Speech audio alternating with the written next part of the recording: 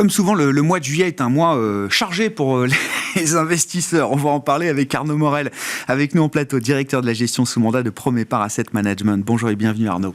Bonjour Grégoire. Merci beaucoup. Au-delà de la macro, effectivement, le mois de juillet est toujours un mois chargé. Il y a des réunions de banque centrale, alors qui ne seront pas franchement des réunions estivales sans enjeu, puisqu'il y a encore des enjeux en matière de taux. On évoquait la partie macro avec Juliette Cohen il y a un instant. Et puis surtout, les premières semaines du mois de juillet sont marquées par les résultats trimestriels et donc de la première partie d'année pour les grands groupes américains et européens. Dans quel état d'esprit les marchés abordent là cette séquence du mois de juillet, Arnaud ?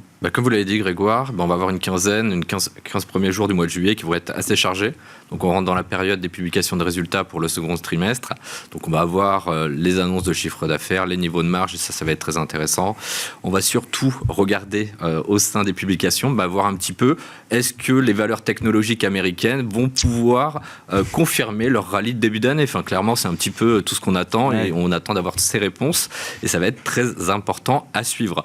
Ensuite, on voit aussi quand même un consensus qui s'est ajusté, notamment du côté des analystes. On voit que les attentes, elles sont aujourd'hui négatives. On attend moins 7,2% de baisse des earnings pour le deuxième trimestre. Donc ça, c'est bien, et ça veut dire qu'on n'arrive pas dans une phase d'optimisme. Par contre, on est sur des cours boursiers qui sont très hauts. Et c'est là tout l'enjeu qu'il va y avoir et que nous allons devoir suivre. Ensuite, on a la deuxième partie, c'est les chiffres d'inflation. Donc demain, on a le CPI aux États-Unis, le PPI jeudi. Et ensuite, on va terminer sur les réponses enfin des banquiers centraux, en sachant que le marché anticipe aujourd'hui une hausse des taux d'intérêt de la Banque centrale américaine de 25 points de base le 26 juillet à 92%. Donc on pourrait dire que les jeux sont faits, mais ça tient quand même, on va dire, en lévitation les marchés financiers. Donc ça va être tous les enjeux. Et le troisième point, moi qui m'attire ma curiosité, c'est de voir un petit peu comment vont réagir notamment les indices technologiques américains avec ce phénomène de concentration. Je rappelle, 31% aujourd'hui avec les 7 magnifiques au sein du Nasdaq. 31%, et quand on voit un petit peu, c'est quand même des bénéfices qui baissent de façon assez importante sur les derniers mois. On est seulement à 21% pour 21% des earnings représentés dans le Nasdaq, pour seulement 30%, je comprends. 30% de pondération. Donc il y a un décalage quand même entre ce que c'est 7 magnifiques, donc je rappelle, c'est les GAFAM plus Tesla et Nvidia. Il y a un décalage entre la performance boursière quand même de ce groupe de valeurs et les résultats. Et les anticipations de résultats. Et les anticipations de résultats qui sont un petit cran en dessous de ce que la performance boursière il y a vraiment une dichotomie qui est en train de se créer, de se dire aujourd'hui comment on peut représenter 30% de l'indice avec des earnings qui ne représentent pas ces niveaux-là. C'est une observation, en tout cas le marché en fait fi à l'heure actuelle, mais ça va être toute la tendance à suivre, surtout la semaine prochaine avec l'entrée des publications des GAFA. Un mot quand même sur les taux et l'inflation, c'est ce qu'il faut bien avoir en tête. En 2022, la Fed a couru derrière l'inflation en montant les taux de manière historique. On a décrit évidemment très précisément cette séquence, mais la Fed courait derrière l'inflation. Aujourd'hui, on voit bien qu'on est dans quelque chose de différent, puisque l'inflation décélère quand même aux États-Unis. Peut-être pas assez vite, mais on aura quand même la confirmation demain de cette inflation globale à 3%, quand la Fed va continuer peut-être encore d'ajuster un peu ses taux. C'est-à-dire que les taux réels, qui sont quand même un paramètre de marché clé, les taux réels n'ont pas fini de monter encore aux États-Unis. Clairement, on le voit encore sur les dernières séquences avec la remontée, on va dire, des rendements obligataires et la baisse de l'inflation. Donc les taux réels passent amplement au-dessus des 1,8%. Donc ça, c'est quand même des points à suivre. Ensuite, pourquoi on risque d'avoir une poursuite, on va dire, des remontées des taux d'intérêt des banquiers centraux ? En 3 points, c'est que vous avez déjà l'abondance de liquidités avec les mesures de relance qui ont été mises par les États au cours de la période de Covid. Et on le voit, clairement, quand c'était repris tout à l'heure, c'est la croissance économique pour le premier trimestre aux États-Unis, c'est 2%. Voilà, il y a quand même des stimulus qui sont là, et c'est peut-être des choses qui ont été sous-estimées sur les marchés, clairement. Après, on a l'augmentation des prix par les entreprises. Elles vont avoir du mal à rétropédaler. Donc ça aussi, ça crée une spirale inflationniste et les banquiers centraux surveillent ça. Et ensuite, vous avez le dernier point qui est quand même la boucle prix-salaire. Donc on le voit aujourd'hui, vous avez des augmentations de salaires qui sont en cours, vous avez une hausse de la coût des main-d'œuvre et tout ça va être des choses à contrôler. Donc oui, on a une baisse aujourd'hui de l'inflation globale, on attend 3,1 demain, mais on a quand même un corps qui traite à 5%, en tout cas les attentes demain. Donc tout ça, ça va être des choses à suivre et les banquiers centraux l'ont bien en tête, et ce qui veut dire qu'on peut avoir un mouvement de remontée des taux directeurs un peu plus long que ce qui était attendu. Et de ce point de vue-là, la situation en zone euro est peut-être encore pire que ce qu'on constate aux États-Unis et que ce qu'on imaginait même pour la zone euro il y a encore quelques mois? La bonne nouvelle, ça peut être la reprise économique en Chine, qui est moins importante qu'attendue, mais on voit ce matin le CPI en Allemagne, elle est quand même à 6%. Donc comme vous l'avez souligné, la Banque Centrale Européenne va devoir poursuivre ses efforts. Ce qui a été clairement souligné par Lagarde la semaine dernière, à la réunion de Sintra, où il y avait l'ensemble des banquiers centraux, Powell a dit la même chose, ce qui a commencé à rendre un peu nerveux les marchés financiers. Vous avez des taux longs qui ont pris entre 20 et 30 BP aux États-Unis en zone économique européenne. Donc le match n'est pas encore terminé. On pourrait dire, même si les marchés pour l'instant anticipent que nous sommes à la fin du mouvement, on pourrait plutôt être au début de la fin. Et ça, c'est un autre événement et c'est ce qu'on va suivre sur le second semestre de l'année. Ce qui va être intéressant dans les résultats, alors il y a la partie tech, IA, valider quand même la réalité de la dynamique de l'intelligence artificielle dans les chiffres des entreprises. Il y a quand même aussi avant ça les banques américaines qui vont commencer à publier dès ce vendredi. On a beaucoup parlé du risque financier avec le choc SVB au mois de mars, mais c'est vrai que depuis, on ne parle absolument plus du sujet des banques régionales, du crédit aux États-Unis. On a des données de crédit qui vont être publiées. Et puis le discours des grandes banques sur le crédit et notamment sur les pertes ou les provisions de crédit qui va être très intéressant à suivre quand même. Et tout à fait. Après, les grandes banques, elles ont fait des bonnes affaires aussi. Elles ont récupéré les entités pour pas très cher, un petit peu comme en Europe avec UBS et Crédit Suisse. Donc, elles ont fait leurs emplettes à bon prix, on va dire. Mais le sujet est tout autre. Comme vous l'avez dit, on va surveiller les niveaux de provision qui avaient commencé quand même tendance à augmenter quand même sur le premier trimestre de façon importante aux États-Unis. On va regarder aussi l'impact, on va dire, de l'immobilier commercial au sein des banques avec, on va dire, le début du crédit crunch qui est créé par la remontée des taux. Donc ça va être des éléments à surveiller et ça va donner le trend un petit peu sur le sentiment économique qu'on va pouvoir percevoir au cours des prochains mois. Si elle coupe le robinet de façon importante, comme ce qui est un peu anticipé, et si on a des provisions qui augmentent, ça va quand même être mal apprécié par le marché. Après, c'est des valeurs qui ont sous-performé depuis le début de l'année. Les banques américaines sous-performent amplement l'indice S&P. Les assurances s'en tiennent un peu mieux et on comprend un petit peu aussi pourquoi. Voilà. Et par contre, en zone économique européenne, sur les banques, on peut avoir une poursuite des bonnes surprises avec les net interest income qui continuent à poursuivre leur marche en avant. Donc, deux spirales différences entre l'Europe et les États-Unis sur cette thématique-là. Sur la consommation, qui reste quand même un enjeu clé. Alors, il y a évidemment le luxe français-européen qui nous apportera peut-être des indications pour des segments de consommation qui sont assez particuliers. Il y a quand même aussi toute l'activité touristique, de loisirs. Là aussi, la consommation ou les arbitrages vont être intéressants à suivre. Et puis, avant même tout cela, la consommation de base, c'est-à-dire les produits de consommation courante. Alors, on commence jeudi, on a PepsiCo qui publie. Dans les staples, on va voir un petit peu ce que ça donne. Pareil, elle a corrigé un petit peu de 5%, mais elle est sur ses plus hauts historiques. Donc, ça va nous donner le trend. Même si on imagine bien aussi, Pepsi navigue avec 10 marques.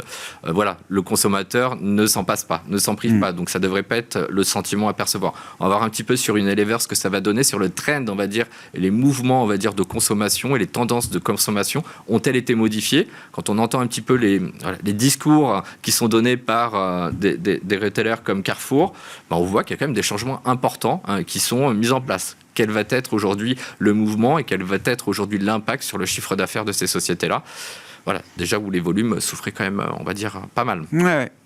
Oui, on reste quand même dans des arbitrages qui sont pas évident à lire et à anticiper. Je veux dire, les comportements de consommation, c'est beaucoup de psychologie aussi, beaucoup de confiance, et du pouvoir d'achat, bien sûr. Et on va voir la même chose sur le luxe. Et voilà. Vous arrivez, on arrive toujours sur des valorisations qui sont quand même extrêmes, c'est-à-dire on revient sur les niveaux les plus hauts. Hermès, je suis à 50 fois les bénéfices.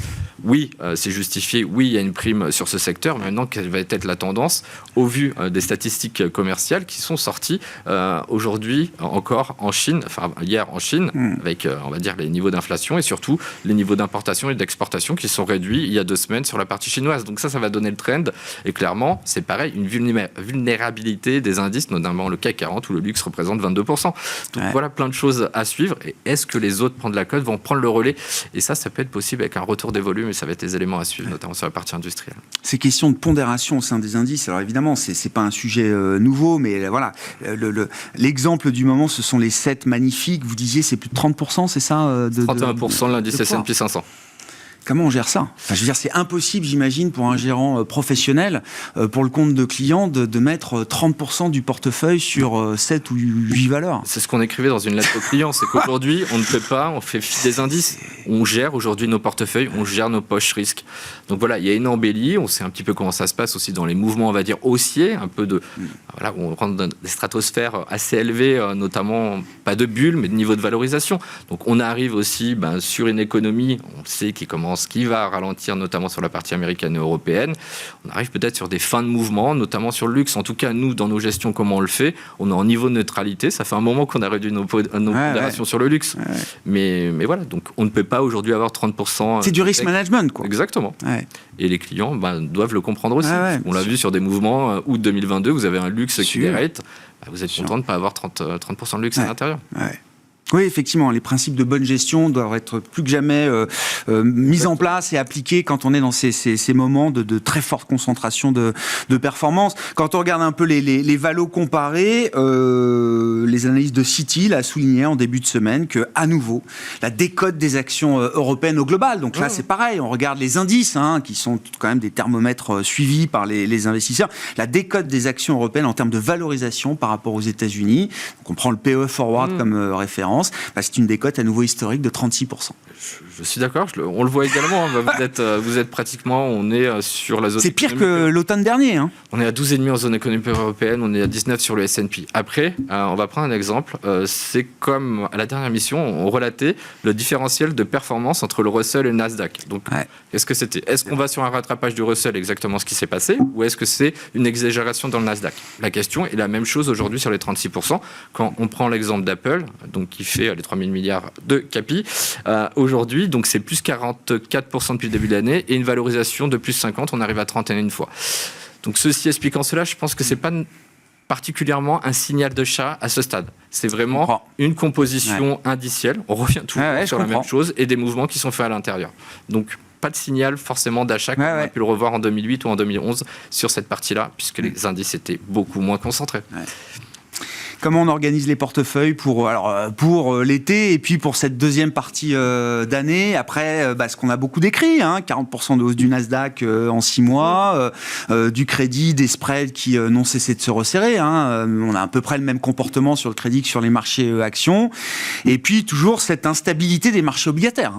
Alors clairement, on l'a vu, l'indice Move la semaine dernière, il a jumpé de façon importante. Le VIX, il a peu ou pas bougé, on va dire comme ce qui s'est passé sur les 6 premiers mois de l'année et sur les 3 derniers mois de l'année 2022, le sujet aujourd'hui, c'est de se dire les valorisations, on en a fait fi sur les 6 premiers mois, alors que des taux directeurs ont remonté, des taux longs, taux courts ont remonté. Donc aujourd'hui, nous, on continue à faire très attention au niveau de valorisation. Donc on écrète un petit peu sur la partie GAFAM. On a écrémé une position, on est toujours investisseur sur Microsoft. Surtout quand vous voyez Microsoft, aujourd'hui, qu'est-ce qui est pricé dans le marché ? C'est une croissance, on va dire, de l'intelligence artificielle à hauteur de 20% sur chaque quarter. On est d'accord, il y a un niveau de maturité à atteindre comme sur cette industrie-là. On y croit à long terme. Après, à court terme, on a à vérifier la visibilité. Oui, clairement. c'est ça. Est-ce que Nvidia va tenir ses 11 milliards de top line sur le second quarter ? Pareil, ça va être toutes les questions.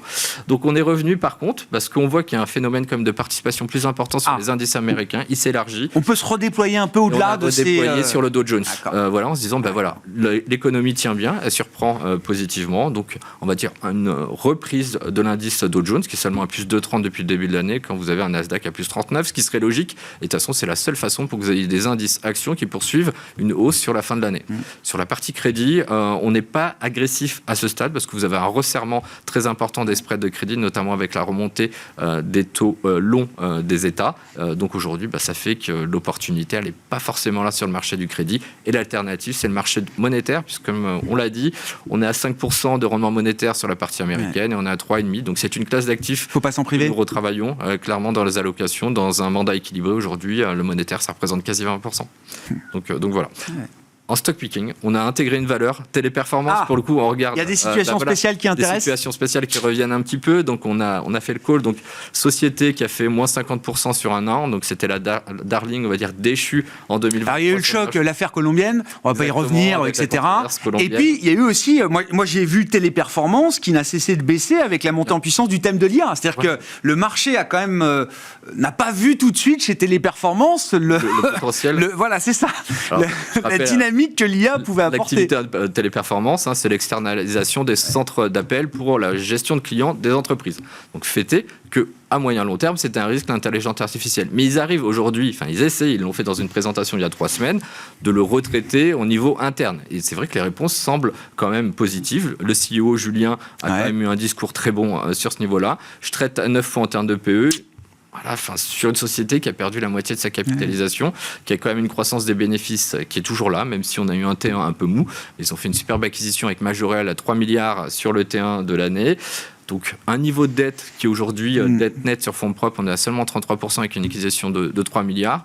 Donc voilà, on est acheteur. Donc c'est un début, initiation de position, ce qui est logique, puisqu'il faut quand même avoir un début de réponse lors de la prochaine publication. Ouais. Merci beaucoup Arnaud. Merci pour votre éclairage du moment sur la situation des marchés à mi-parcours de cette année 2023, avant quelques semaines en ce mois de juillet qui vont être chargées en matière d'information pour les investisseurs, avec notamment le retour des résultats microéconomiques et les premières publications attendues cette semaine aux États-Unis. Arnaud Morel, directeur de la gestion sous mandat de Promépar Asset Management, qui était l'invité de Smart Bourse à la mi-journée. On se retrouve à 17h en direct sur Bismart.